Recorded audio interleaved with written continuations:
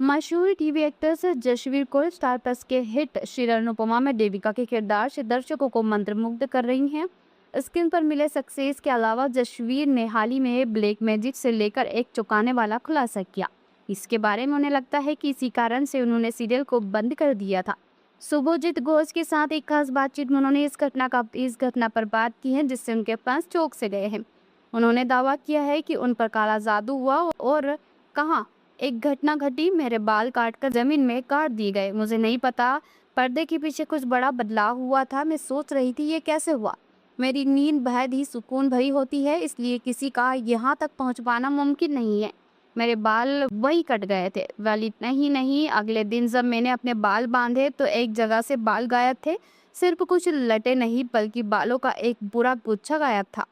अगर मैं आपको दिखाऊं तो पता चलेगा कि वहाँ गुच्छा कटा हुआ था और लटका हुआ था। मैंने किसी से इसके बारे में पूछा नहीं।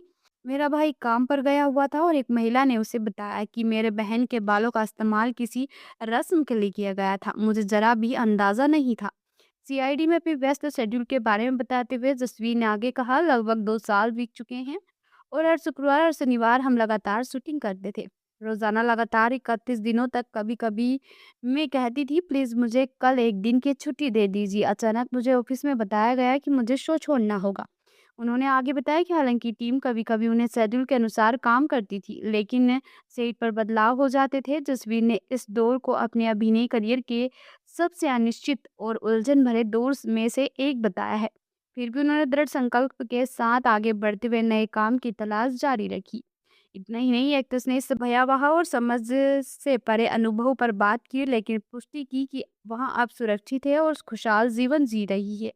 अनुपमा में अपनी शानदार एक्टिंग के लिए तारीफें बटोर रही हैं। उनके फैंस ने इस भयावह अनुभव के बावजूद उनके धैर्य और समर्पण की सराहना करते हुए भरपूर सपोर्ट दिखाया है। जसवीर की कहानी बताती है कि पर्दे के पीछे एक्टर्स को किन चुनौतियों का सामना करना पड़ सकता है। उनके काम की बात करें तो वो कई सालों से इंडस्ट्री में है और घर की लक्ष्मी बेटियों से लेकर सीआईडी जैसे शोज के लिए उन्हें जाना जाता है।